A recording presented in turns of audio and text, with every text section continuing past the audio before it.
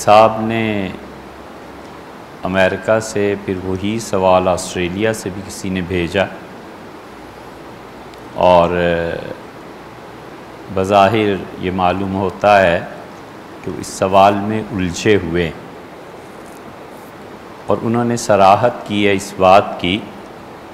کہ مختلف مواقع پہ کئی سال سے وہ ان بیانات کو سن رہے ہیں اور بہت سی غلط فہمیاں جو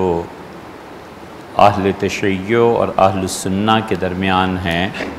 ان کی حل ہوئی۔ بہت طویل میسیج انہوں نے بھیجا ہے اور اس سارے میسیج کا خلاصہ یہ ہے سوال کا کہ ان کا خیال ہے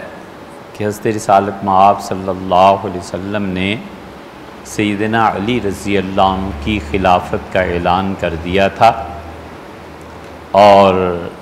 انہیں اپنی زبان مبارک سے امیر المومنین مقرر کر دیا تھا اور ان کے بعد گڑبڑ ہوئی ہے اور یہ بھی ان دونوں حضرات نے تحریر فرمایا کہ ہم اس میں الجھے ہوئے ہیں اور ایک گناہ اعتماد ہے کہ انشاءاللہ ہمارے پاس اس طرف سے جھوٹ نہیں آئے گا تو اس کی وضاحت کریں۔ معذرت بھی کی کہ رمضان ہے اور لیکن کہ مسلسل اس پہ میسیج آتے رہے کہ اس کو ضرور کچھ نہ کچھ موقف جو اہل السنہ کا ہے وہ بتایا جائے۔ آپ جانتے ہی ہیں کہ تمام وہ مسائل جن میں امت میں تفریق زیادہ بڑھ سکتی ہے ہم اس سے بہت اجتناب کرتے ہیں اور وجہ اس کی یہ بھی ہے کہ جو اگلی نسل ہے یہ ویسے ہی دین کی طرف نہیں آ رہے اور ان کو اس میں الجھا دینے کا مطلب یہ ہے کہ وہ اور بھی دین سے متنفر ہو جائیں۔ کوشش یہ کرنی چاہیے کہ بنیادی تعلیمات اسلام کی شریعت کی کوئی کہیں بھی منسلک ہے تو لگا رہے اور اگر اس میں اخلاص ہوگا اور اللہ کے ساتھ تعلق ہوگا تو اللہ تعالیٰ یقیناً موت سے پہلے اسے صحیح راہ دکھا دے گا۔ حنزلہ پانی تھوڑا سا یا قہوہ لاتے۔ اخلاص اتنی بڑی چیز ہے کہ وہ اگر کفر میں بھی ہو لیکن آدمی اللہ سے مانگتا رہے صحیح طرح سے تو اللہ تعالیٰ اسے گمراہی سے ضرور نکال لیتا ہے اور بچا لیتا ہے۔ یہ محض ایک سطحی بات ہے کہ ایک آدمی کہاں جائے، دیوبندی، بریلوی، اہل حدیث، شیعہ، کیا مسلک اختیار کرے۔ ہم کہتے ہیں ایک سطحی بات ہے، اس سے زیادہ کچھ نہیں۔ آج کسی جوان لڑکے اور لڑکی کو یہ مصیبت پیش آ رہی ہے کہ ان فرقوں میں سے کس کا انتخاب کرے تو اسے سوچنا چاہیے کہ ایک طرف وہ جو بچے بڑے ہو رہے تھے وہ دیکھ رہے تھے کہ یہودیت ہے اور پورے جزیرہ عرب میں آہستہ آہستہ پھیل رہی ہے اور اہل مکہ اور مشرکین وہ یہودیوں پر اعتبار کرتے تھے، انہیں پڑھا لکھا جانتے تھے، حتیٰ کہ حضرت رسالت مآب صلی اللہ علیہ وسلم کی تصدیق یا تردید معاذ اللہ اس کے لیے جب وہ خوب تنگ آ گئے تو انہوں نے اپنا وفد پورا بھیجا کہ یہودیوں کے ہاں جاؤ اور جا کر یہ ان سے پوچھ کے آؤ کہ واقعی اللہ کے رسول ہیں۔ گھر گھر میں جھگڑا پڑ گیا تو مشرکین مکہ کے ذہن پہ دھاک بیٹھی ہوئی تھی کہ یہودی صاحب علم ہے۔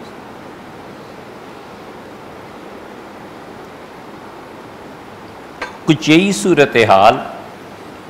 عیسائیت کی بھی تھی۔ مکہ مکرمہ سے لوگ نکلے اور انہوں نے کہا حق کی تلاش میں چلو، حق کہاں؟ ایران پہنچے، انہوں نے کہا اگر یہ شرک ہی کرنا ہے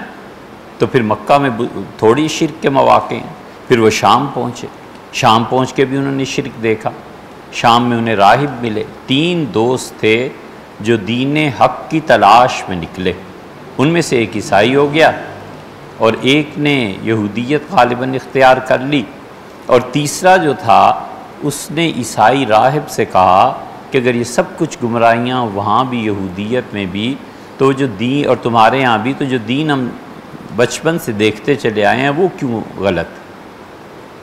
تو راہب سمجھ گیا، اس سے کہا کہ میرا خیال ہے کہ تم حق چاہتے ہو۔ اس سے کہا ہاں میں حق چاہتا ہوں۔ ابراہیم علیہ السلام کا دین کہاں؟ اس نے کہا پھر تم چلے جاؤ مدینہ منورہ کا، کہا کہ جہاں کھجوروں کے درخت ہیں یا شام میں، تو اس نے کہا میں تو شام میں یہاں بیٹھا ہوا ہوں اور آخری نبی صلی اللہ علیہ وسلم کا انتظار کر رہا ہوں،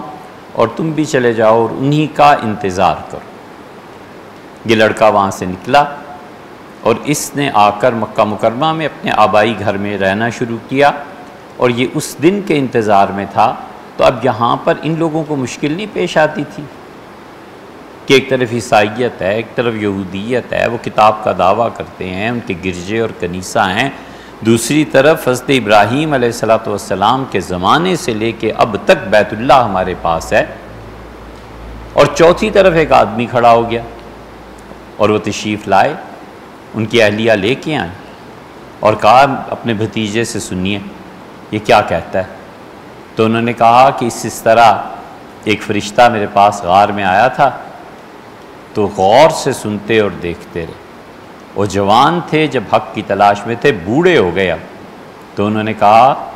کہ ھذا الناموس الذی نزل اللہ علی موسیٰ، یہ وہی فرشتہ ہے جو حضرت موسیٰ علیہ السلام کے پاس کبھی آیا تھا، اور لیتنی اکون حیا، کاش میں زندہ ہوتا اس وقت تک جب تمہاری قوم تمہیں مکہ سے نکال دے گی۔ حضور صلی اللہ علیہ وسلم کے لیے اتنی حیران کن یہ بات تھی کہ گویا انگلی دانتوں میں چبا لی اور فرمایا کہ وہ مخرجیہ ہوں، مکہ والے مجھے نکالیں گے، مکہ والے مجھے یہاں سے نکال دیں گے، کیوں؟ اس نے کہا یہ فرشتہ جہاں بھی جاتا ہے نا، پھر اس آدمی کو ہجرت کرنا پڑتی ہے۔